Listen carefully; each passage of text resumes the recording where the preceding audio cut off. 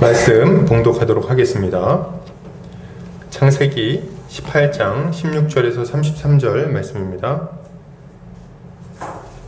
창세기 18장 16절에서 33절까지의 말씀입니다.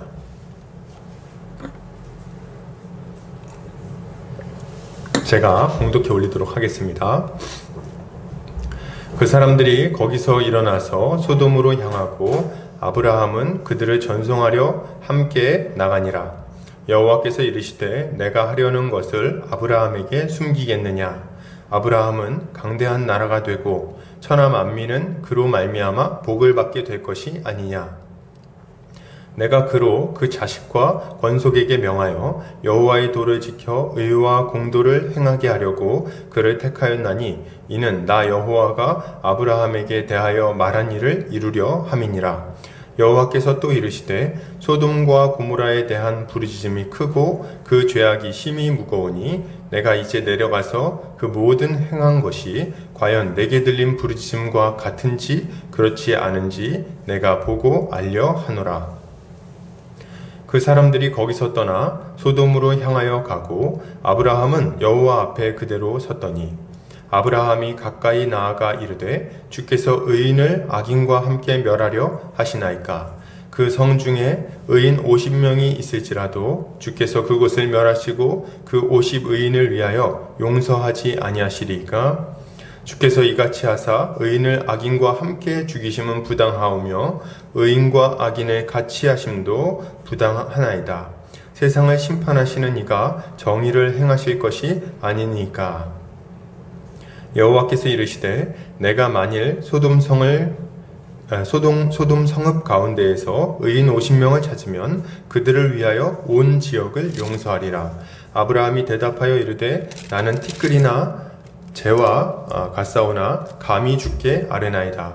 50의인 중에 5명이 부족하다면 그 5명이 부족함으로 말미암아 온 성읍을 멸하시리이까. 이르시되 내가 거기서 45명을 찾으면 멸하지 아니하리라. 아브라함이 또 아뢰어 이르되 거기서 40명을 찾으시면 어찌 하려 하시나이까. 이르시되 40명으로 말미암아 멸하지 아니하리라. 아브라함이 이르되 내 주여 노하지 마시옵고 말씀하게 하옵소서. 거기서 30명을 찾으시면 어찌하려 하시나이까. 이르시되 내가 거기서 30명을 찾으면 그리하지 아니하리라. 아브라함이 또 이르되 내가 감히 내 주께 아뢰나이다. 거기서 20명을 찾으시면 어찌하려 하시나이까. 이르시되 내가 20명으로 말미암아 그리하지 아니하리라. 아브라함이 또 이르되 주는 노하지 마옵소서. 내가 이번만 더 아뢰리이다. 거기서 10명을 찾으시면 어찌하려 하시나이까. 이르시되 내가 10명으로 말미암아 멸하지 아니하리라. 여호와께서 아브라함과 말씀을 마치시고 가시니 아브라함도 자기 곳으로 돌아갔더라. 아멘. 창세기 18장 16절에서 33절까지 멸망의 도시를 바라보는 주님의 일꾼이라는 제목으로 말씀을 함께 나누도록 하겠습니다. 하나님의 은혜로 구원받은 신자는 세상 속에서 어떻게 살아가야 될까요? 우리가 구원받았다고 하면 어떻게 살아가야 되겠습니까? 하나님이 우리를 부르셔서 천국 백성이 되게 해주셨는데 하나님 나라의 모든 복을 이 땅에서부터 미리 누리며 살아가게 해주셨는데 그러면 그냥 그 복을 누리면서 그냥 이렇게 살아가면 끝인가 하는 거죠. 이제 우리에게 맡겨진 일은 있습니까? 우리는 어떤 일을 감당하며 살아가야 되겠습니까? 우리의 사명은 뭘까요? 이런 질문에 대해서 오늘 본문은 아주 좋은 예를 제시해 줍니다. 오늘 본문은 180세를 살았던 180세 가량, 그죠? 175세 살았던 아브라함의 인생에 몇 안 되는 빛나는 순간이었습니다. 역사에 기록될 만큼 거대한 도시의 멸망을 앞에 두고 하나님 앞에서 기도했던 아브라함의 모습은 정말 믿음의 조상이라는 말이 굉장히 어울리는 그런 아주 멋진 모습이었다고 생각이 됩니다. 이제 드디어 아브라함을 부르신 하나님의 계획이 성취가 되고 있는 거예요.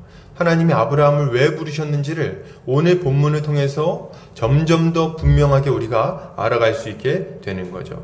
이 순간은 아브라함의 시선이 자기 자신과 자기 가족에게서 옮겨지는 순간입니다. 자기 자신에게 온전히 사로잡혀서 내 문제, 내 걱정, 내 모든 근심 걱정 해결받는 것, 이런 것에만 관심이 가득 있던 아브라함이 드디어 자신의 문제를 넘어서 하나님의 뜻과 세상의 사람들을 향해서 시선을 돌리는 장면이라는 거예요. 우리는 오늘 이 아브라함의 모습을 보면서 하나님께 부름받았고 세상으로 보내심을 받은 교회가 어떤 모습을 가져야 할 것인지에 대해서 함께 살펴보려고 합니다. 괜찮겠죠? 같이 한번 보도록 하겠습니다. 오늘 하나님은 아브라함에게 말씀하세요. 뭐라고 말씀하십니까? 이제 맨 처음에 16절에 보니까 이제 세 천사가 와서 아브라함과 같이 이제 밥을 먹고 교제를 나눈 다음에 하나님께서 사라에게 말씀하시죠. 아브라함에게 얘기하는 거지만 사실 사라에게 말하는 거예요. 내년 이맘때쯤에는 너에게 이 자녀가 있을 거다, 이렇게 좋은 소식을 전하시죠. 그리고 나서 이제 떠나시는 거예요. 근데 소돔으로 가려고 이제 세 명의 천사가, 그 중에 한 명은 하나님이시죠, 이제 떠나는데, 그때 이제 아브라함이 그들을 전송하기 위해서 잘 가시라고 이제 나오고 있는 겁니다. 근데 하나님께서 이제 여기서 분명하게 드러나죠. 17절에 보면 여호와께서 이르시되, 그러니까 이 세 명의 천사 중에 한 명은 하나님이었던 거예요. 그리고 이제 두 명은 먼저 내려가고 이제 한 명은 남아 있는데요. 하나님이 남아 계신 거죠. 이 하나님이 이제 아브라함에게 얘기를 해주십니다. 뭐라고 말씀하시죠? 17절에 보니까 내가 하려는 것을 아브라함에게 숨기겠느냐, 이렇게 말씀하세요. 예, 안 숨기겠다는 말씀이시죠? 이제 안 숨기겠다 얘기를 하세요. 하나님은 자신의 계획을 아브라함에게 온전히 다 드러내겠다고 말씀을 주시는 겁니다. 왜 그럴까요? 왜 갑자기 아브라함에게 자신의 계획을 막 말씀하시는 걸까요? 그 이유는 아브라함이 하나님의 백성이기 때문에 그렇습니다. 그리고 이제 하나님의 그 계획이 본격적으로 이루어질 때가 가까이 왔기 때문에 그래요.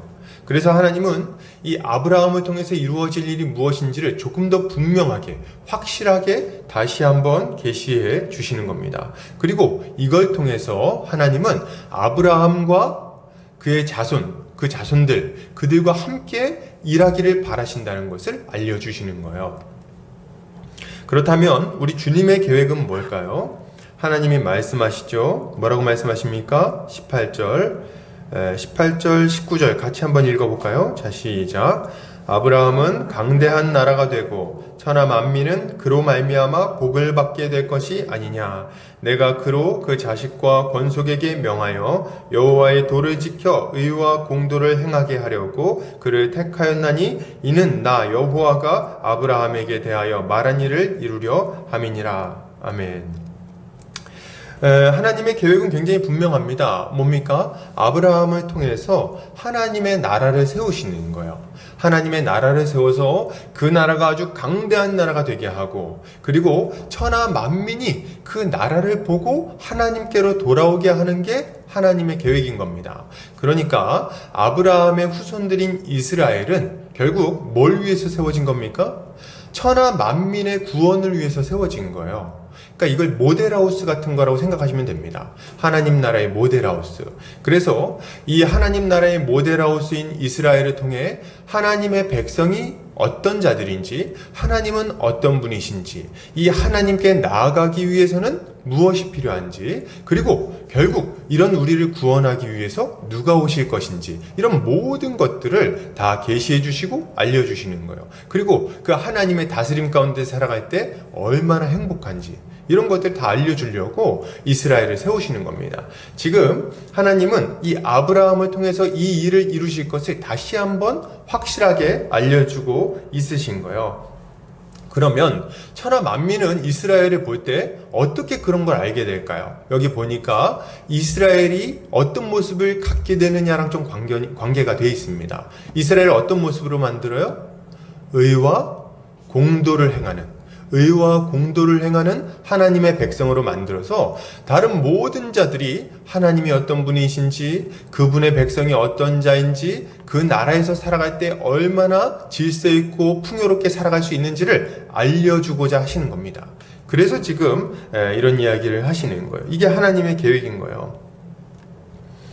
하나님은 아브라함에게 자신의 계획을 알려주신 이후에 바로 이어서 이제 20절, 21절 보면 무슨 얘기를 하십니까? 소돔과 고모라에 대한 이야기를 갑자기 또 하십니다. 자, 우리가 주목할 점은 뭡니까? 아브라함에 대한 계획을 이야기한 다음에 바로 연달아서 소돔과 고모라 이야기가 나온다는 거예요. 그럼 이건 우리가 딱 눈치채죠. 뭘 눈치챌 수 있습니까? 아, 이게 뭐가 연결되어 있는 얘기구나. 뭐 관련 있는 얘기겠구나. 이걸 알아요. 소돔과 고모라를 멸망시킬 거야. 이 얘기를 왜 하셨는지를 알 수 있다는 거예요. 왜 하셨을까요? 바로 위에 뭐라고 얘기했어요? 천하 만민이 아브라함을 통해서 복을 받을 거다 얘기를 했죠. 그러고 나서 소돔과 고모라를 지금 내가 멸망시키러 가고 있어 이렇게 얘기를 하는 거예요. 그러면 이제 이 얘기를 딱 들었을 때 아브라함에게 적절한 반응은 뭡니까? 아브라함에게 나타나야 되는 적절한 반응. 자기 이제 뭘 해야 되는지 알았잖아요. 죄인들이 다 죽어가고 있는데 그들을 살리기 위해서 자기 불렀다는 거예요. 맞죠? 근데 지금 야, 내가 너를 죄인들을 살리려고 불러냈어. 응? 내가 아주 놀랍게 너를 그렇게 사용할 테니까 기대해. 그리고 나는 지금 저기 소돔과 고모라를 멸하러 갈 거야. 이렇게 얘기를 했어요. 그러면 이제 그 다음에 아브라함의 반응은 뭐가 나와야 됩니까? 뭐가 나오긴요? 잠깐만요. 제가 그건 좀 안 되겠습니다. 제가 그들을 위해 좀 요청할 게 있습니다. 이렇게 나오는 게 아주 자연스러운 흐름이라는 거예요. 그래서 오늘 본문에 아브라함이 하나님 앞에 간절히 여러 번 기도하는 것은 의와 공도를 행하는 하나님의 백성의 마땅한 모습이라고 볼 수 있는 거죠.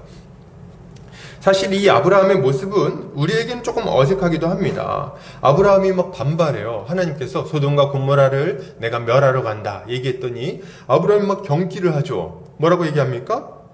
자, 여기 보세요. 24절 보면 뭐라 그럽니까? 23절 24절이죠. 아브라함이 가까이 나아가 이르되 주께서 의인을 악인과 함께 멸하려 하시나이까. 그 성 중에 의인 50명이 있을지라도 주께서 그곳을 멸하시고 그 50인을 위하여 용서하지 아니하시리이까. 주께서 이같이 하사 의인과 악인을 함께 죽이심은 부당하오며 의인과 악인을 같이 하심도 부당하니이다. 세상을 심판하신 이가 정의를 행하실 것이 아니니까. 아유, 지금 아브라함이 언제부터 이렇게 아주 정의에 관심이 많았습니까? 언제부터 이렇게 그냥 기도할 줄 알았어요? 깜짝 놀랍니다. 저는 이걸 보고 정말 깜짝 놀랐어요. 그리고 맨 처음에 읽었을 땐 잘 이해가 안 됐습니다. 아니, 지금 아브라함이 왜 소돔을 위해서 기도하지? 소돔과 고모라는 나쁜 놈들 아닌가? 사실 이때 당시에 아브라함에게도 소돔과 고모라가 어떤 땅인지에 대한 소문은 다 들려왔을 거예요. 너무 나쁜 놈들이었거든요. 그리고 하나님도 여기 얘기하시잖아요. 그 나쁜 놈들 때문에 그들의 부르짖음이 과연 그러한지 내가 보러 간다 이렇게 얘기를 하시잖아요. 그러니까 나쁜 놈들이라는 거예요. 근데 지금 아브라함이 그 하나님의 앞을 딱 막아서고 그렇게 하시면 안 된다고 막 얘기를 하는 겁니다. 좀 이상하지 않나요?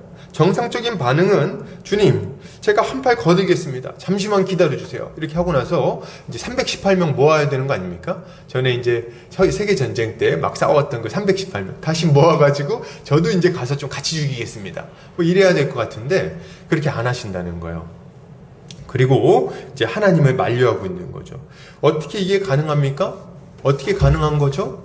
방금 전에 말씀드린 것처럼 아브라함은 하나님이 자신을 어떻게 사용하려고 하시는지를 알았어요.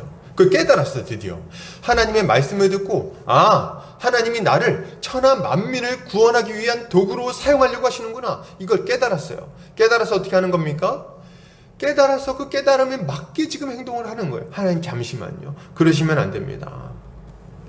아브라함은 하나님의 계획을 알았어요. 하나님의 계획은 뭐예요? 하나님의 계획은 뭡니까? 죄인을 다 멸망시키시는 게 하나님의 계획이 아닙니다, 여러분. 이걸 아셔야 돼요. 죄인을 멸망시키는 게 하나님의 계획이라면요, 여기 있는 우리도 다 멸망 가운데 들어갈 수밖에 없었을 겁니다. 다 지옥 불쏘시개로 아주 영원한 고통 가운데 들어가게 되었겠죠. 하나님께서 만약 우리를 다 죽이는 게 목표였다면 이런 계획을 굳이 아브라함에게 얘기해 주지 않으셨을 거예요. 하나님은 아브라함과 그의 후손을 통해서 죽을 수밖에 없는 죄인들을 살리기를 바라고 계시는 거죠. 아브라함은 이것을 이해했고 소돔과 고모라를 위해서 기도하기 시작하는 겁니다. 한 가지 주목할 지점은 뭡니까? 아브라함의 변화예요. 여러분, 아브라함의 변화. 아브라함은 원래 어떤 자입니까? 아브라함은 우리가 이제 창세기 말씀을 계속 보고 있는데요, 아브라함은 그렇게 소돔과 고모라 막 도시를 위해서 기도할 만한 그런 사람은 아닙니다. 오히려 롯이나 뭐 이렇게 좀 건져달라고, 하나님 거기 제 조카가 있는데요, 걔만 좀 어떻게 빼주시면 안 될까요? 뭐 이렇게 기도할 만한 사람이에요.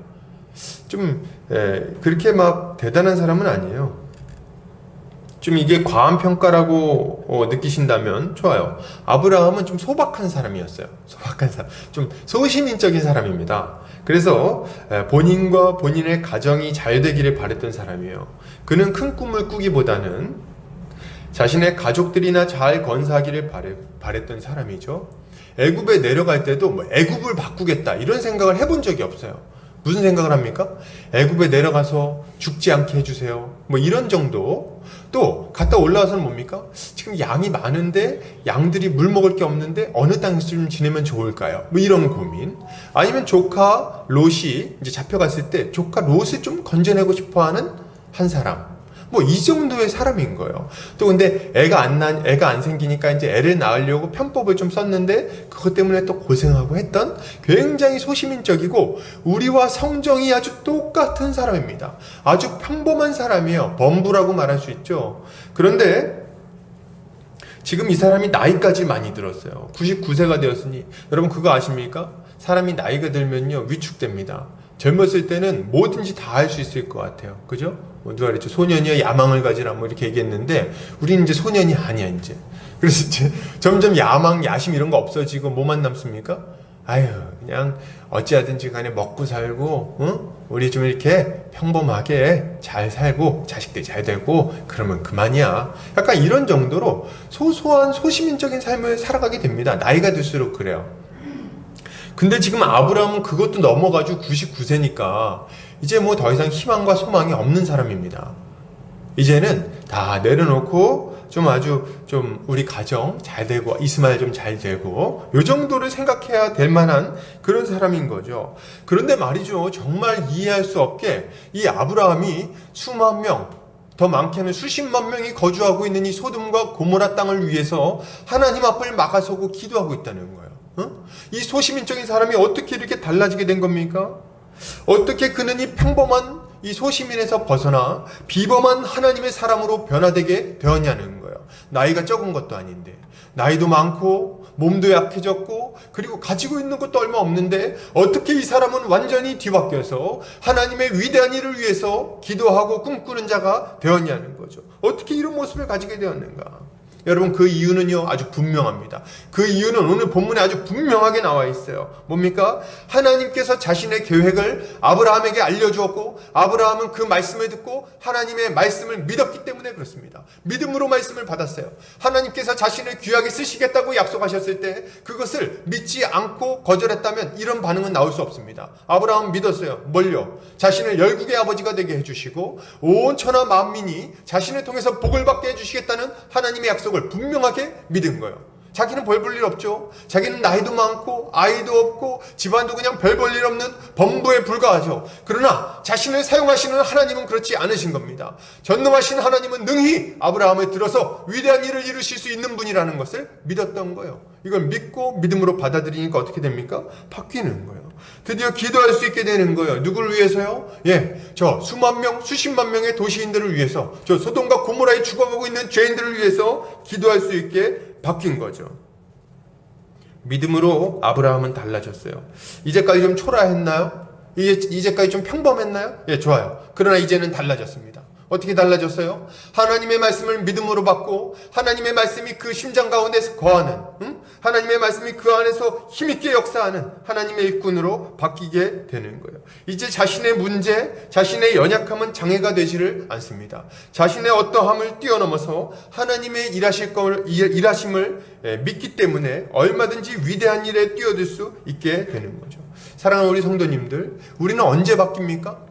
언제 하나님의 위대한 일꾼들로 바뀌죠? 젊어지면 바뀝니까? 아니에요. 건강해지면 바뀌나요? 아니요. 똑똑해지면 바뀝니까? 아니요. 로또가 돼서 돈이 많아지면 바뀝니까? 아니요. 그런 걸로 바뀌는 게 아니에요. 우리가 하나님의 위대한 일꾼들이 되기 위해서 필요한 것은 딱 한 가지입니다. 뭡니까? 하나님의 말씀을 믿음으로 받고 하나님의 말씀대로 자신의 인생을 살아가겠다고 결단하는 것, 이것 외에는 다른 길이 없는 거예요. 우리의 관점이 바뀌는 것은 하나님의 말씀을 마음에 품을 때입니다. 그 말씀을 믿어 순종하기 시작될 때요. 그때 우리의 관점이 바뀝니다. 우리의 가정, 우리의 자식들, 내 건강, 내 문제, 나에게 있는 이 여러 가지 복잡 다단한 일들, 이거 진짜 괴롭다, 이거 좀 바뀌었으면 좋겠다, 이런 관점에서 하나님의 말씀을 마음에 품는 순간 시선이 바뀌게 된다는 거예요. 어디를 바라보게 됩니까? 세상을 바라보게 되는 거예요. 저 죽어가고 있는 사람들이 드디어 눈에 보이는 거죠.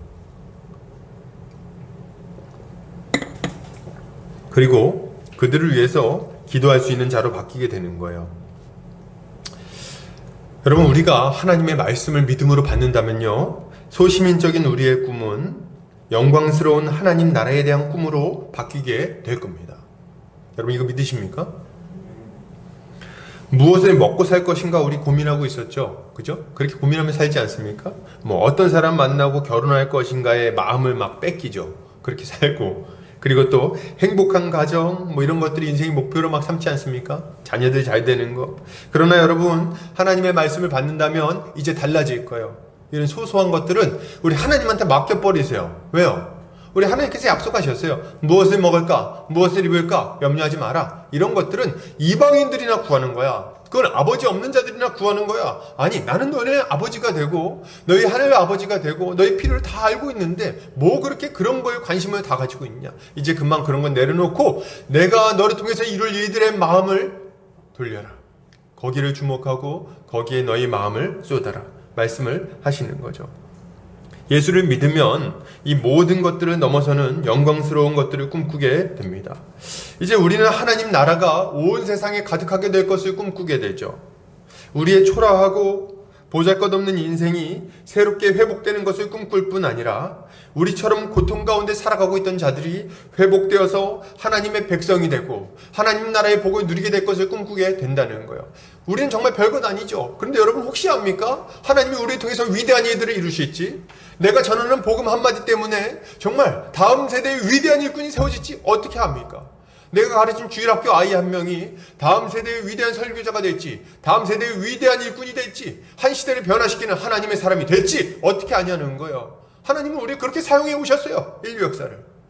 소소한 사람들, 아무것도 아닌 사람들, 아브라함과 같이 보잘것없는 사람들 한 명 한 명을 들어서 이 시대 가운데 하나님의 일들을 이루어 오셨다는 거예요. 그러니 우리는 우리의 어떠함을 보면서 하나님 일을 못할 거라고, 또 이제 뭐 자기 문제만 걱정하면서 그렇게 살 것 아닙니다. 이제는 어떻게 해야 됩니까? 하나님께서 우리를 사용하실 걸 믿고 이 말씀을 믿음으로 주님께 순종해야 되는 거죠. 여러분, 이게 우리한테 필요한 거예요. 그리고 우린 주님께 기도해야 되겠죠. 여러분, 이게 가능할까요? 이런 일이 일어날까요? 아멘. 그죠? 이렇게 확신들이 약간 없으신 것 같은데, 저라도 좀 크게 아멘 해보겠습니다. 아멘! 맞죠? 그죠?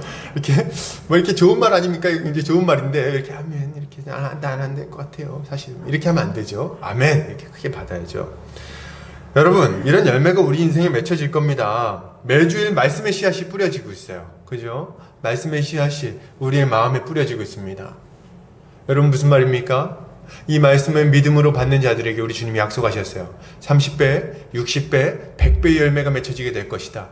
하나님 나라의 복이 너희 인생 가운데 이루어지게 될 것이고 너희로 말미암아 많은 자들이 주께로 돌아오는 역사가 일어날 것이다. 그러니 너희는 기쁨으로 말씀을 받아라. 말씀을 하시는 거죠. 이걸 우리가 믿고 주님께 순종할 때 우리 인생은 소시민적이고 평범한 인생에서 하나님이 사용하시는 비범하고 특별한 인생으로 바뀔 겁니다. 자, 계속해서 좀 살펴보겠습니다. 이후에 이어지는 내용은 뭡니까? 이제 아브라함이 하나님께 기도하는 내용이 이어집니다. 하나님, 의인과 악인을 함께 멸하실 겁니까? 아니다. 용서할 거다. 이 흥정이 계속되죠. 더 적으면 5명 더 적으면 멸망시키실 건가요? 아니야. 그래도 멸망 안 시킬 거야. 그러면 5명 더는 어떻습니까?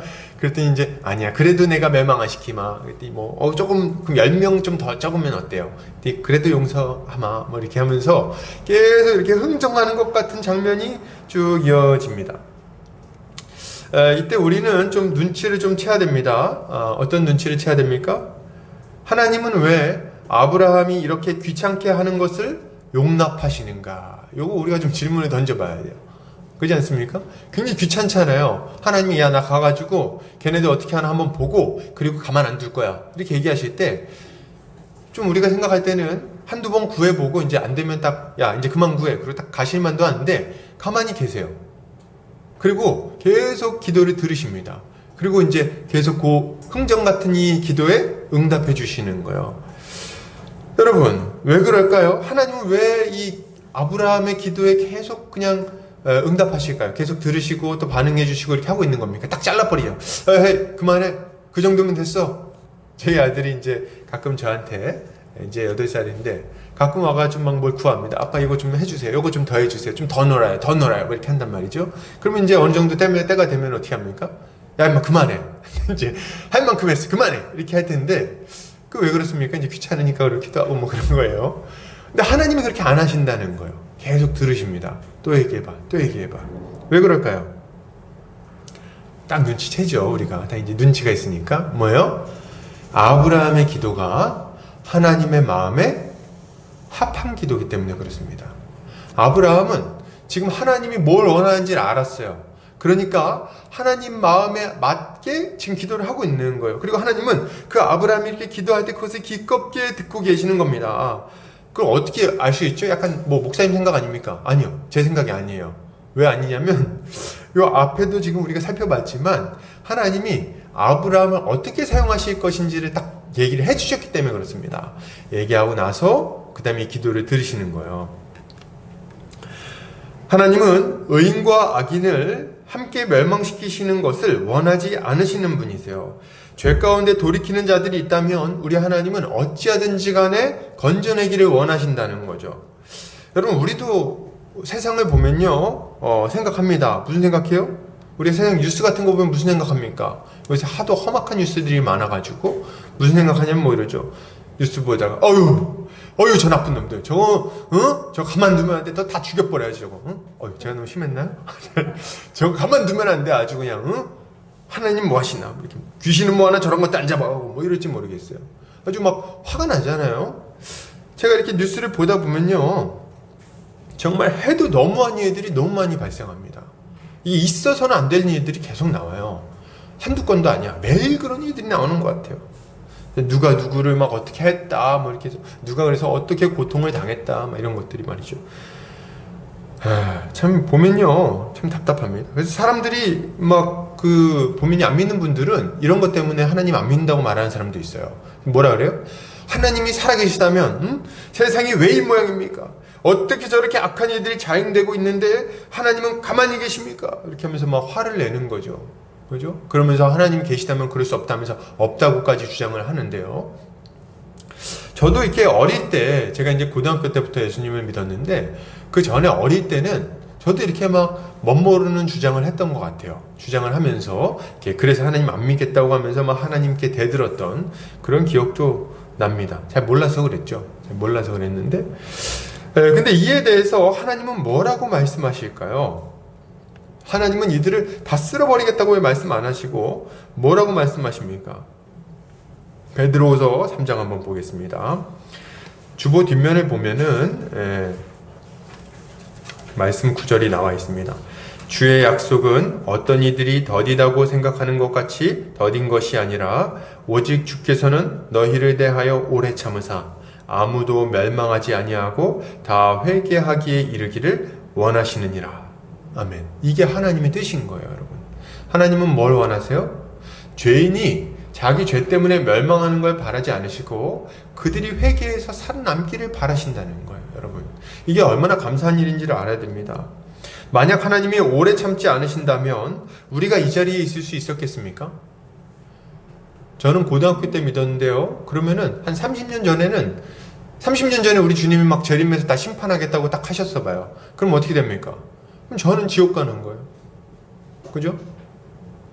그러면 참 안 되는 일 아닙니까? 우리 주변의 친척들, 그리고 또 가족들, 혹은 친구들 다 예수님 믿으십니까? 만약에 우리 주님이 오늘 당장 와서 모든 죄인들을 심판하겠다고 말씀하시면 어떻게 될까요? 그러면 우리가 더 죽여버려야 돼 이렇게 얘기하는 그 정말 극악무도한 사람들 뿐만 아니라 하나님 앞에서는 도토리 키재기예요. 하나님의 법 앞에서는요, 그분의 그 거룩하신 눈 앞에서는 우리 모두가 아주 끔찍한 죄인임이 확실하게 드러나게 될 겁니다. 그리고 모든 사람이 심판받게 될 거라는 거예요. 근데 하나님이 그걸 안 바라시는 거예요. 그래서 어떻게 합니까? 그들을 살리기 위해서 지금 오래 참고 계시는 거예요. 오래 참고 계시는 거죠.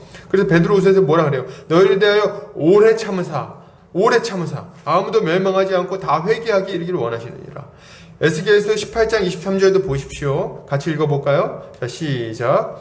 주 여호와의 말씀이니라. 내가 어찌 악인이 죽는 것을 조금인들 기뻐하랴. 그가 돌이켜 그 길에서 떠나 사는 것을 어찌 기뻐하지 아니하겠느냐. 하나님의 마음은 뭡니까? 어찌하든지 간에 좀 살려내는 거예요. 그들이 멸망당하는 걸 기뻐하지 않으십니다. 우리가 볼 땐 아우 쌤통이다, 저거 죽어야지 이렇게 생각할지 몰라도 하나님은 그렇지 않다는 거예요. 하나님은 그 니느웨 성읍에 있는 10만 명이 넘는 사람들을 살려내는 것을 기뻐하셨습니다. 육축도 많이 있었는데 그 생물들이 죽는 걸 기뻐하지 않으셨어요. 요나서에 보면. 그래서 어떻게 합니까? 그들이 회개하고 돌이키니까 그들을 멸망시키겠다는 하나님의 계획을 돌이키지 않으시냐는 거예요. 여러분, 하나님의 마음을 좀 이해할 필요가 있어요. 사람들의 죄를 볼 때 우리 하나님은 괴로워하십니다. 하나님은 죄를 참아보는 분이 아니시기 때문에 죄를 보면 우리보다 훨씬 괴로워하세요. 왜요? 그것 때문에 고통당하는 사람들이 또 있으니까. 그걸 보면 또 참는데 너무 고통스러우신 거예요.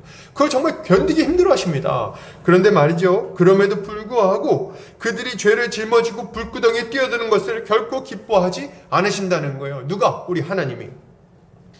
주님은 그들이 회개하여 살아나는 것을 바라십니다. 그걸 바라고 있어요. 노아 시대를 좀 기억해 보십시오. 노아 시대에 보면요, 하나님께서 세상에 사람 지으신 것을 한탄하셨다 이렇게 얘기를 하고 있어요. 한탄했다.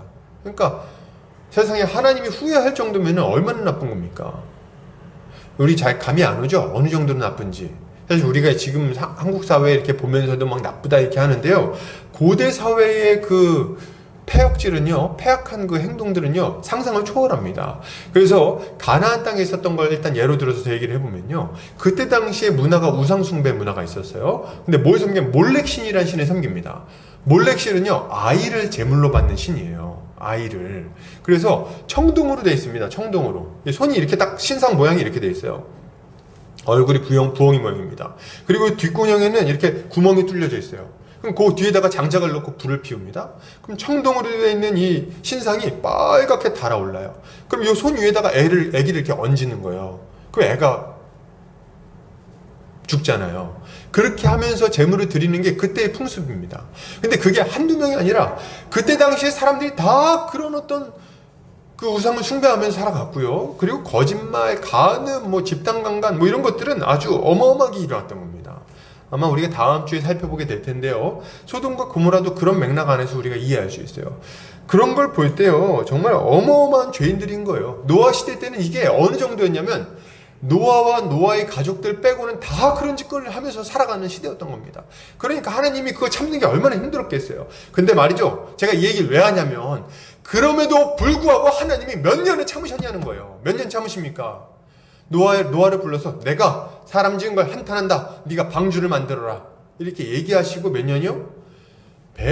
120년 동안 참으십니다.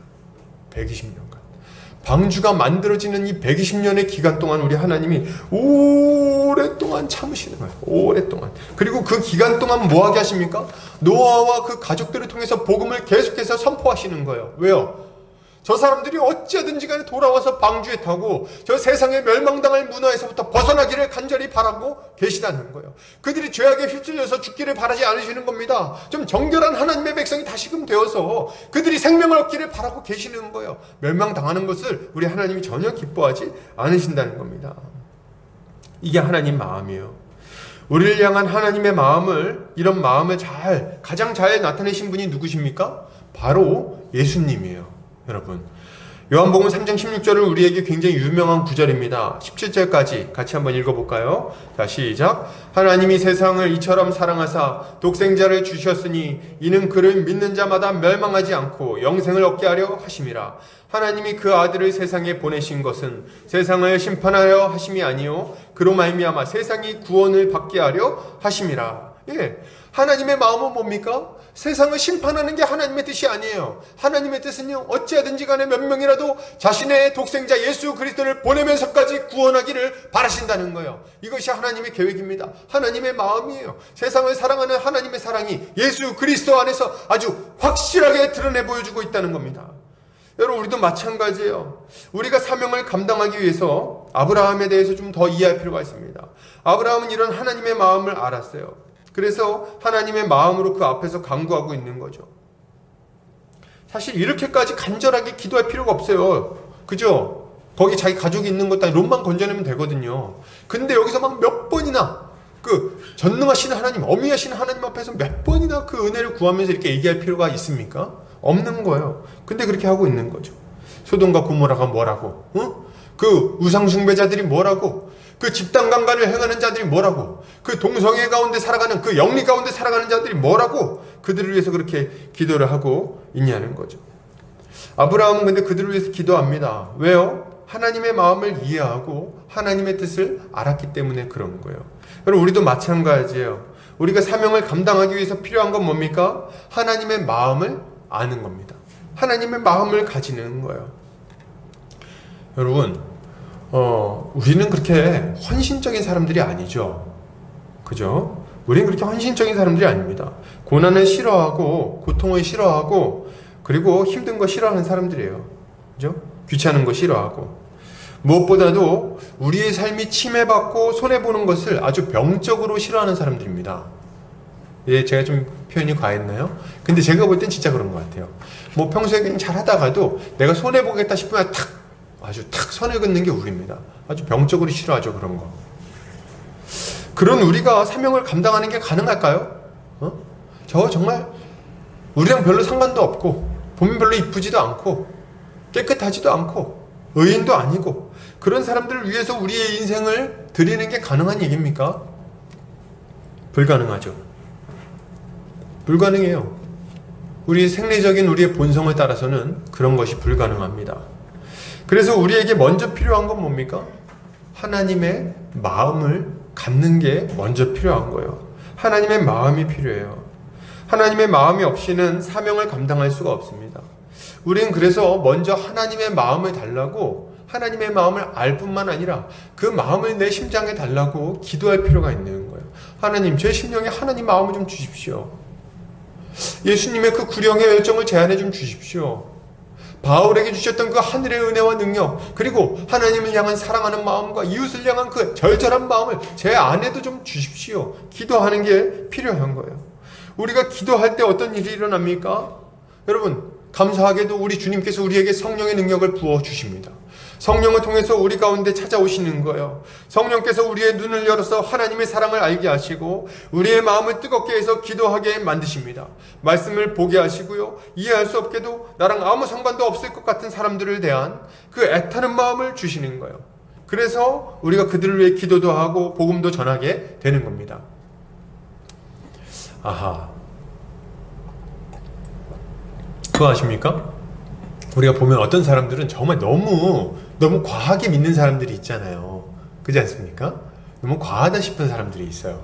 그래서 딱 봤을 때, 야, 저렇게까지 할 필요가 있어? 저렇게까지 섬길 필요가 있어? 저렇게까지 자기 시간 내가 전도할 필요가 있어? 저건 좀 과해. 그러니까 이런 느낌을 주는 사람들이 있어요. 그거 어떻게 그렇게 할까요? 처음부터 그랬을까요? 약간 스타일이 그런 스타일입니까? 태어나면서부터 그런 성향을 가지고 있었나요? 근데 제가 몇몇 분을 아는데요, 원래 그런 성향이 아닙니다. 원래 되게 자존심 세고 아주 좀 이렇게 와일드하고 약간 이런 사람들이에요. 근데 어느 날 보니까 바뀌었더라 이 말입니다. 바뀌었더라 이 말이에요. 근데 어떻게 바뀌었냐? 자기 자신을 위해서, 자기 성공을 위해서 정말 옆도 안 돌아보고 막 달려가던 사람이 어떻게 저렇게 바뀌게 되었는가? 어떻게 바뀌었어요? 뭐 답은 나와 있죠. 예수 믿고 바뀌었어요. 바뀌었는데요, 성령님이 그 안에 역사하니까 보는데 가만히 있을 수가 없는 거예요. 보면요, 너무 사랑스럽다는 거예요. 보면은 가만히 있을 수가 없어. 그 어려운 걸 보면 돕고 싶은 마음이 막 불듯이 일어나는 거예요. 그래서 막 가가지고 돕고 섬기고, 가가지고 문제 해결해 주려고 그러고, 막 자기 일도 아닌데 가가지고 도시락 싸들고 다니면서 막 말리고, 막 이런 이상한 행동을 막 하는 겁니다. 왜요? 우리 주님이 그 안에서 아주 힘있게 역사하고 있는 거예요. 예레미야 선지자는 이런 신자의 상태를 아주 잘 표현했어요. 예레미야는 하나님의 말씀을 이스라엘에 선포한 선지자죠. 그래서 이스라엘 그 포로기 바로 전에 있었던 선지자입니다. 근데 이 예레미야 선지자가 말씀을 전할 때 이 남유다 백성들이 굉장히 말을 안 듣는 사람들이었어요. 굉장히 완고한 사람들이었습니다. 우상을 숭배했고요. 그리고 하나님 말씀을 전하면 미워했고 싫어하고 막 핍박을 하고 막 이랬던 사람들입니다. 그래서 말씀을 막 전하는데 도리어 막 예레미야 선지자를 때립니다. 때리고 협박하고 말이죠. 한 번은 무슨 일이 있냐면, 말씀을 이렇게 두루마리에 적었어요. 1년 가까이 두루마리에다 적습니다. 자기 서기관 바룩이라는 사람한테. 그래서 말씀을 전해가지고 백성들한테 전하는데 왕이 그걸 가지고 가요. 신하들이 왕한테 그 두루마리 가지고 갑니다. 그랬더니 그거를 이렇게 말씀을 읽어. 그리고 말씀을 읽을 때 그걸 잘라가지고, 칼로 잘라가지고 불 가운데 막 던져놓습니다. 말씀을 전하는데 말씀을 다 불태워버리는 거예요. 그 정도로 완고한 시대입니다. 그리고 예레미야가 한 번은 말씀을 전하는데요, 끌어다가 이 구덩이 속에다 막 던져놔요. 그래서 거기 구덩이에 막 목까지 파묻혀가지고, 목까지 파묻혀가지고 막 허반 죽기 직전에 건져내고, 막 이런 일이 예레미야 선지자의 그 일생 가운데 계속 일어납니다. 그래가지고 예레미야 선지자가 뭐라 그러는지 아십니까? 예레미야서 20장 7절에서 9절에서 이 예레미야의 마음이 잘 나와 있어요. 제가 읽어볼게요. 여호와여, 주께서 나를 권유하심으로 내가 그 권유를 받았사오며, 주께서 나보다 강하사 이기셨으므로 내가 조롱거리가 되니 사람마다 종일토록 나를 조롱하나이다. 내가 말할 때마다 외치며 파멸과 멸망을 선포하므로 여호와의 말씀으로 말미암아 내가 종일토록 치욕과 모욕거리가 됨이니이다. 내가 다시는 여호와를 선포하지 아니하며 그의 이름으로 말하지 아니하리라 하면 나의 마음이 불붙는 것 같아서 골수에 사무치니 답답하여 견딜 수 없나이다. 지금 예레미야가 뭐라고 말하는 겁니까? 지금 말씀을 막 전하고 있는데요, 사람들이 막 때리고 욕하고 조롱하고 야 너나 믿어 막 이렇게 하고 있는 거예요. 그러니까 어떤 생각을 합니까? 예레미야가 아유, 내가 뭔 유익을 보겠다고, 내가 무슨 영화를 보겠다고 내가 말씀을 전하는가? 안 합니다, 안 해. 내가 그렇다 그만두겠습니다 이렇게 하는 거예요. 그렇게 하고 나서 안 하려고 그러니까 어때요? 그 마음속에서 불붙는 것 같은 마음이 생기는 겁니다. 성령께서 견딜 수 없는 마음을 주는 거예요, 그 마음에. 그래서 마음이 막 답답해가지고 견디지 못합니다. 말씀 안 전하니까. 지금 뻔히 죽어가고 있는데 제 이 마음이 약간 이해가 돼요. 사람들이 보면요, 너무 답답해요. 너무 어리석어요. 저거 하면 분명히 죽거든요. 저거 하면 분명히 인생 고달프거든요. 저거 하면 인생 망하는 거야. 빚쟁이가 되고, 그리고 그 주변에 있는 사람들이 다 고생하게 되게 뻔한 거예요. 근데 그 길로 아무렇지도 않게 그냥 고집스럽게 걸어가고 있는 겁니다. 그거 볼 때 말 안 하고 가만히 있으면 어때요? 마음이 답답합니다. 답답해요. 여러분, 이 마음을 좀 이해하려면 가족들 중에 누구 한 명이 빚보증 신다 그러면 딱 이 마음이 들 거예요. 이 마음 좀 이해가 되십니까? 뻔히 빚보증 서가지고 그 자식들 3명이나 있는데, 얘네 내 조카들이고, 그런데 얘네들이 지금 뻔히 지금 좀 있으면 학교 가야 되고 그런데 빚보증을 서겠다는 거예요. 근데 빚보증 서겠다는데 보니까 영화 사업하겠다는 거예요. 영화 만든다는데 그 감독한테 어디서 나타난지도 모르는 사람 그 빚보증 서겠다고 거기 그러고 있는 겁니다. 그 마음이 막 어떻겠어요? 미치고 팔짝 뛸 노릇입니다. 그 가가지고 내 얘기 안 해야지. 내 얘기하면 싸우니까 얘기 안 해야지. 그 집에 오면 잠이 안 옵니다. 저 답답이 어떻게 좀 해야지. 여러분, 제가 지금 무슨 얘기를 하고 있는 거예요? 이 마음이 지금 예레미야의 마음이고 예수를 믿는 사람들 안에 우리 주님이 주시는 마음이라는 거예요. 사실 우리가 복음 전할 때 말이죠, 이게 성도한테 나타나기 때문에 이게 복음 전하는 걸지도 몰라요. 우리는 말씀 전하고 섬기고 할 때 항상 기쁨으로 하진 않습니다. 약간 이거 이상한데? 우리가 항상 기쁨으로 말씀 전할 것 같아요? 목사는 어떻습니까? 목사는 막 말씀 전할 때마다 기쁠 것 같아요? 여러분 그렇지 않아요. 그렇지 않아.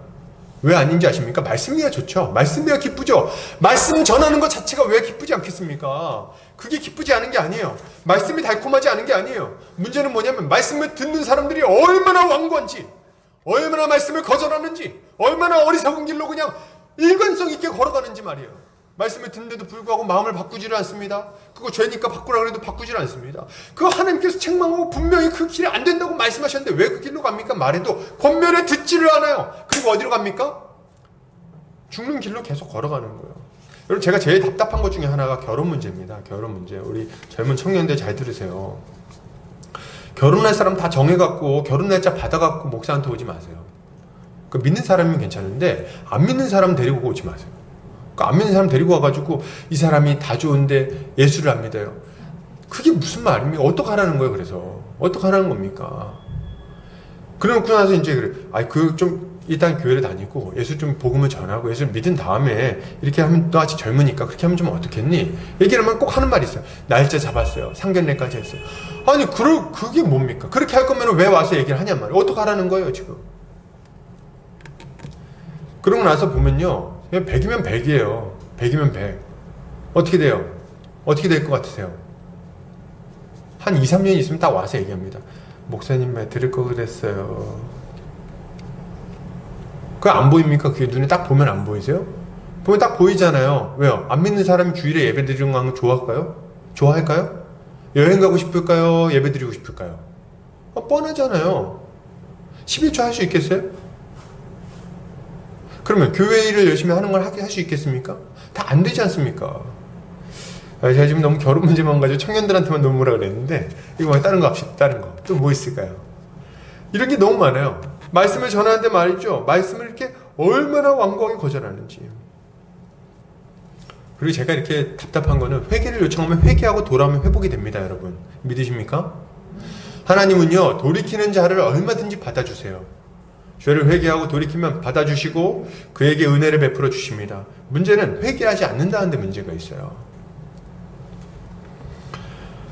여러분 그렇게 하면 참 말씀 전하는 사람도 힘이 빠지고 또 권면하는 지체들도 힘들고 그렇게 하는 거죠. 그래서 때로는요 그런 생각을 합니다. 그리고 또 그거 아십니까? 한두 번 권할 때는 그냥 좋게 듣는데요. 세 번째 권하면은 싫어합니다. 싸워요.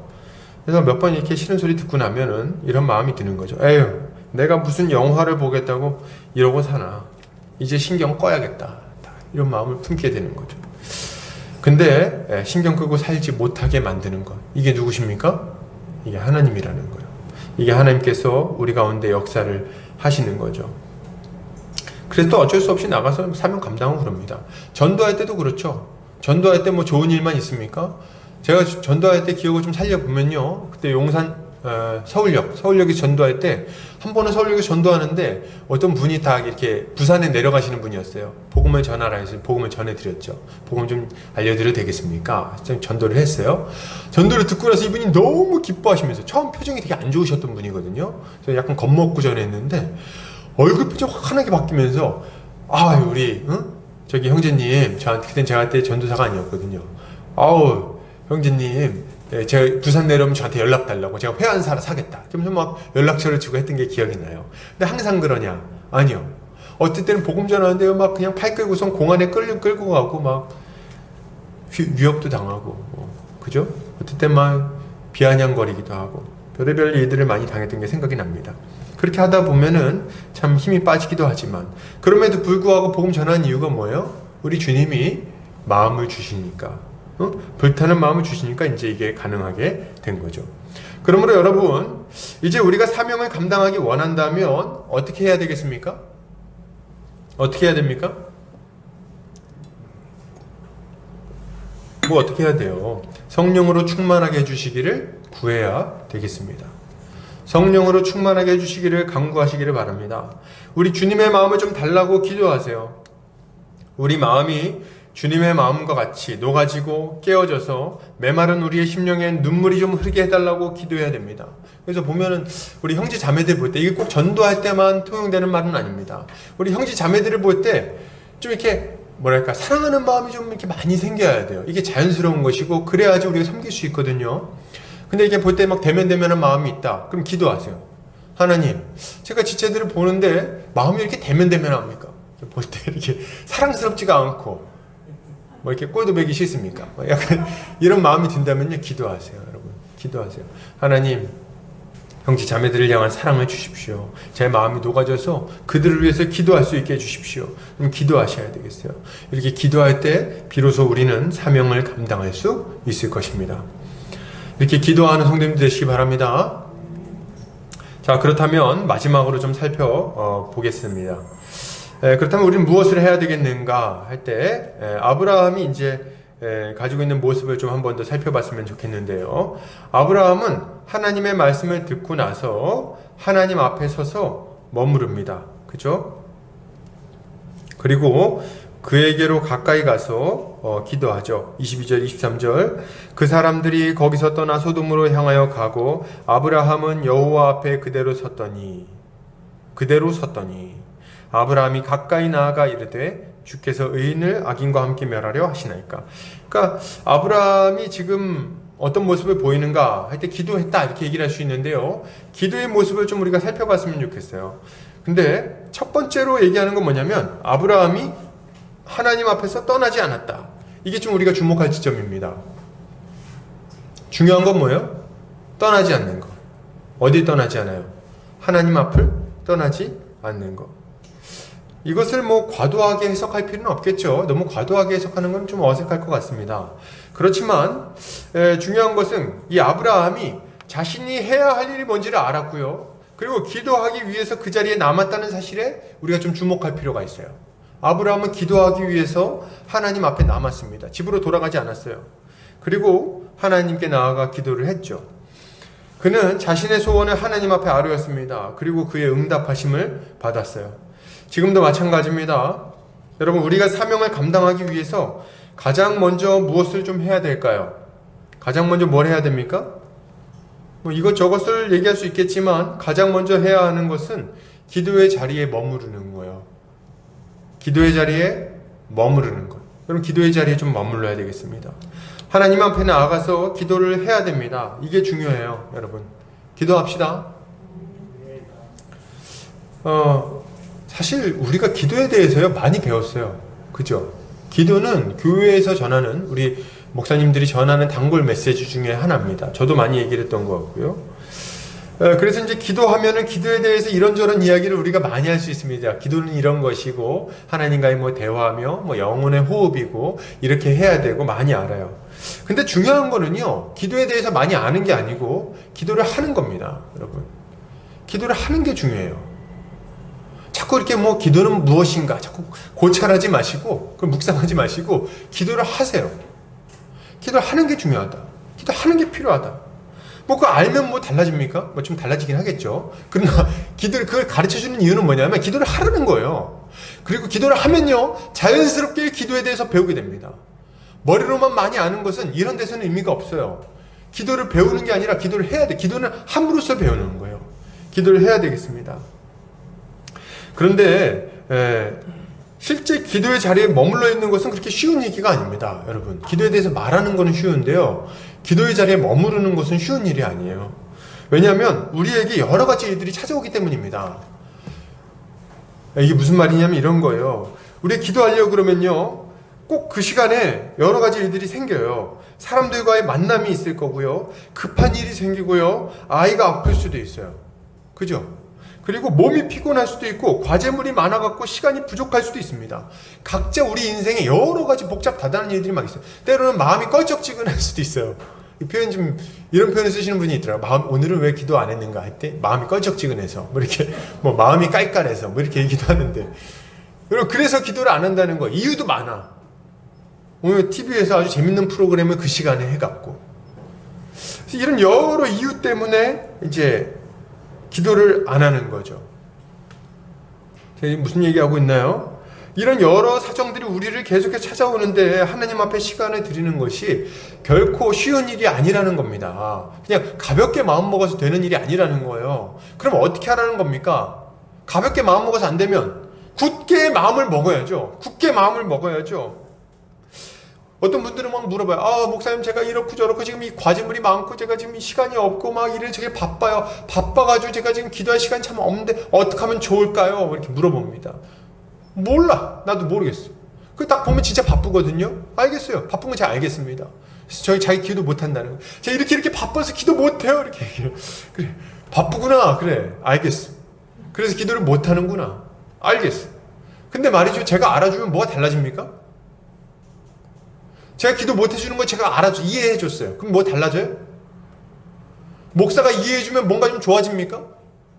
아무것도 안 좋아져요. 그게 무슨 의미가 있습니까? 목사가 알아주는 게.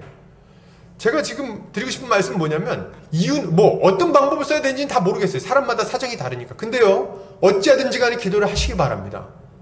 어찌하든지 간에 하세요. 어찌하든지 간에. 응? 뭐 잠을 좀 덜 자든지 밥 먹는 시간을 좀 줄이든지. 제가 보면은 막 시간이 없어요 이렇게 얘기하는데 밥은 다 먹어. 그리고 막 시간이 없어 부족해요. 잠은 또 다 자.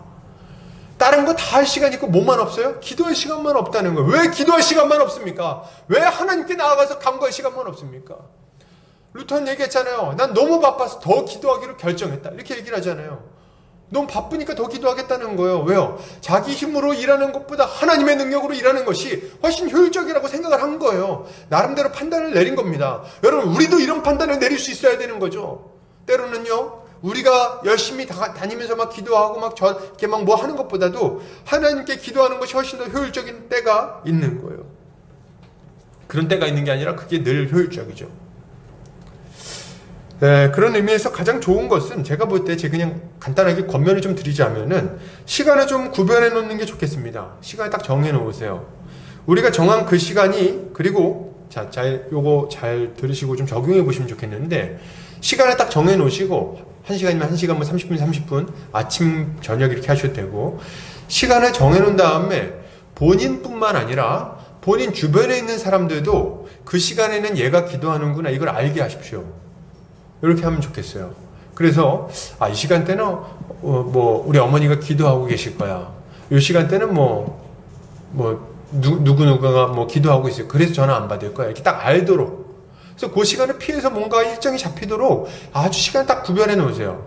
제가 볼 때 제일 좋은 시간은 아침 시간, 딱 일어나자마자 좀 일찍 일어나서 하는 게 제일 좋고요. 그리고 잠들기 전에 조금 늦은 시간에 딱 구별해 놓는 게 한 30분 정도씩 구별해 놓는 게 좀 괜찮지 않겠나? 제 개인적인 생각입니다. 시간을 알아서 하시기 바랍니다. 그러나 구별해 놓으세요. 저기 보면요, 이슬람교 사람들 있죠. 이슬람 사람들은 하루에 3번씩 기도합니다. 그죠? 그래서 돗자리 같은 거 가지고 다니면서 3번씩 아침, 점심, 저녁으로 깔아놓고 시간 되면서 기도합니다. 회사에서도 그렇게 한다 그러더라고요. 근데 우리는 그렇게까지는 못하더라도 우리는 돗자리가 필요하지 않잖아요. 우리 그냥 눈 감고 잠깐 기도하면 되는 건데, 그거 못할 건 또 뭡니까? 우리가 이슬람 교도들보다 못할 게 뭐냐는 거예요. 하면 하는 거지. 우리가 이렇게 정한 시간을 놓고 기도한다면 우리는 충분히 다른 이들을 위해서, 자기뿐만 아니라 다른 이들을 위해서도 기도할 수 있을 거예요. 시간을 좀 확보하셔야 돼요. 기도할 때 이렇게 기도하시면 참 기도가 참 부실해질 수밖에 없습니다. 이런 거 있잖아요. 하나님 제 마음 아시죠? 기도에 응답해 주시기 바랍니다. 아멘. 요거는 너무 제 마음 아시죠? 이거 아주 만능의 기도죠. 제 마음 아시죠? 근데 그렇게만 기도하지 마시고 좀 구체적으로 기도하는 게 필요한 이유는 뭡니까? 그렇게 기도할 때 하나님과 교제할 시간이 늘어나기도 하고, 그런 문제에 대해서 다시 한번 생각하고 하나님의 뜻을 구할 수도 있고, 하나님 마음을 좀 더 느낄 수도 있고, 여러 가지 유익들이 있어요. 그러니까 너무 짧게 기도하지 않았으면 좋겠다 이렇게 생각을 합니다. 시간을 정해놓은 이렇게 길이를 딱 정할 수는 없겠지만 그렇게 하면 좋겠다 생각이 듭니다.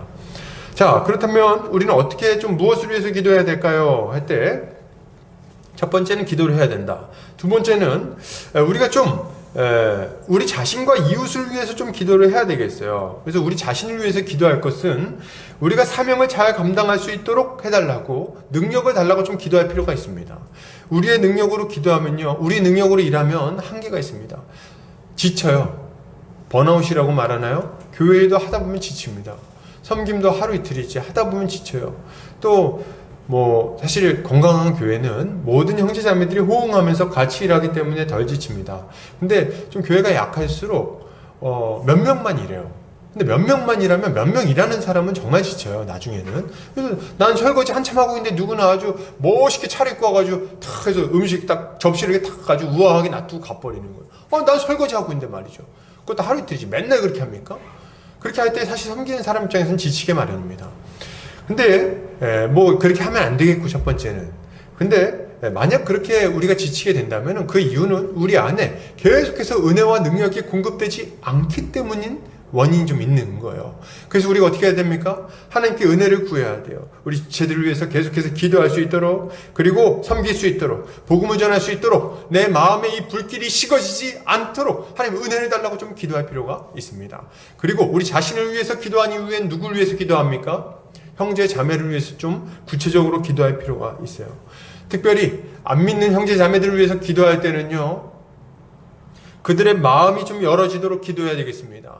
그들의 마음 문이 열어지도록, 말씀을 전파할 때 그들이 완고하게 그걸 거절하지 않도록, 마음을 두드릴 때 하나님께서 그 마음을 활짝 열어 제껴 주시도록 위해서 좀 간절히 기도해야 되는 거예요. 이렇게 기도할 때 우리 주님은 우리의 기도를 통해서 복음이 전파되도록 하실 겁니다. 그리고 마지막으로 포기하지 않고 끝까지 기도해야 되겠어요. 우리가 가져야 되는 태도. 세 번째는 포기하지 않고 끝까지 기도하는 겁니다. 아브라함을 보면요, 요거를 우리가 좀 배울 수 있겠죠. 요 얘기를 안 할 수가 없어요. 아브라함은 하나님 앞에 나가서 정말 열심히 구합니다. 그렇죠? 여러 번 구해요. 하나님 도와주십시오, 도와주십시오. 용기를 내가지고 하나님을 설득합니다. 하나님과 흥정하는 것처럼 보이기도 해요. 흥정하는 것처럼 보이기까지 합니다. 이것은 그가 얼마나 간절히 기도하고 있는지를 느끼게 해주는 거예요. 이걸 알게 해줍니다. 재밌는 것은 하나님께서 그의 간절한 설득에 져주시는 것처럼 반응한다는 거예요. 여러분 우리가 기도할 때 간절히 기도해야 됩니다. 어떤 분들은 이렇게 얘기해요. 목사님, 근데 우리가 하나님한테 간절히 기도 안 해도 하나님 응답해 주시는 거 아닙니까? 맞아요. 하나님 응답해 주십니다. 그러나 우리 주님이 뭐라고 명령하셨냐면 간절히 기도하라고 명령하셨어요. 그러니까 간절히 기도하시기 바랍니다. 그리고 말이죠, 우리가 이건 머리로 아는 거예요. 우리 대충 기도해도 하나님 들어주신다, 그죠? 우리 기도 안 해도 우리 필요를 아신다, 이런 건 알아요. 근데 말이죠, 우리 하나님은 우리 경험상 보면요, 우리가 하나님 앞에 뜨겁게 부르짖어 기도할 때 아주 힘있게 우리의 삶 가운데 역사하시는 것처럼 보일 때가 많아요. 왜 그렇습니까? 이 두 가지가 다 맞는 얘기거든요. 우리가 기도 안 한다 그래서 우리 버리거나 막 우리 필요를 안 채워주시거나 그런 것도 아니에요. 그러나 우리 주님이 기뻐하시는 것은 우리가 기도하고 그에 대한 하나님의 응답으로 채워주시는 것이 우리 주님의 뜻입니다. 그리고 그렇게 할 때 이 모든 것이 아주 풍성하게, 아주 복되게 드러난다고 생각하시는 거예요. 그리고 실제로도 보면 기도할 때 응답해 주시는 것처럼 보이는 경우가 많아요. 그러니까 여러분 뜨겁게 기도하시기 바랍니다. 제가 이렇게 얘기하면 또 기도 안 하실 거라는 생각이 자꾸 드는데, 기도 안 하면 안 들어주신다고 생각하고 기도하세요. 좀 그렇지 않은데 그래도 그렇게 생각하고 기도하세요. 내가 기도 안 하면 하나님이 안 들어주실 거야, 이렇게 생각하고 기도하시기 바랍니다. 아주 끈질기게 마치 내가 기도하지 않으면 병이 낫지 않을 것처럼, 내가 기도하지 않으면 전도가 안 될 것처럼, 내가 기도하지 않으면 도무지 내 인생이 풀리지 않을 것처럼 간절히 기도하세요. 그렇게 할 때 우리 주님이 우리의 기도에 응답하십니다. 마치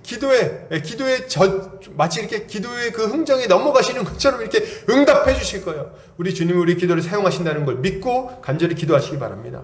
야고보서 5장 15절에서 18절에서 이렇게 얘기합니다. 믿음의 기도는 병든 자를 구원하리니 주께서 그를 일으키시리라. 혹시 죄를 범하였을지라도 사하심을 받으리라. 그러므로 너희 죄를 서로 고백하며 병이 낫기를 위하여 서로 기도하라. 의인의 강구는 역사하는 힘이 큼이니라. 엘리야는 우리와 성정이 같은 사람이로되 그가 비가 오지 않기를 간절히 기도한즉 3년 6개월 동안 땅에 비가 오지 아니하고 다시 기도하니 하늘이 비를 주고 땅이 열매를 맺었느니라. 아멘. 사랑하는 우리 형제자매님들, 믿음의 기도는 병든 자를 구원할 겁니다. 믿음의 기도는 죄를 범한 자가 주님께 나와 사죄의 은총을 받고 하나님의 백성이 되도록 인도해 줄 것입니다. 믿음의 기도는 완고한 마음을 녹이고 하나님의 사람이 온전히 세워지도록 만들어 줄 것입니다. 이거 믿으십니까? 믿음으로 기도해야 될 것입니다. 결론을 드립니다. 여러분, 신자는 하나님께로부터 위대한 사명을 받은 하나님의 일꾼들입니다. 우리는 의와 공도를 행하는 하나님의 일꾼으로 부름받았어요. 그렇게 우리는 하나님의 마음으로 기도해야 되겠습니다. 아직도 주님을 믿지 않는 자들 불쌍히 여기고 그들을 긍휼히 여기고 그들을 정말 애타는 사랑으로 사랑할 수 있게 해달라고 기도하고 또 그들을 위해서 실제로 기도해야 되겠습니다. 우리가 기도할 때 하나님은 우리의 기도를 통해서 주의 백성들을 불러 구원에 이르게 해 주실 것입니다. 한 주간도 이렇게 믿음의 기도로 주님의 일들을 감당하는 성도님들 되시기를 주의 이름으로 축복합니다. 다 같이 기도하겠습니다.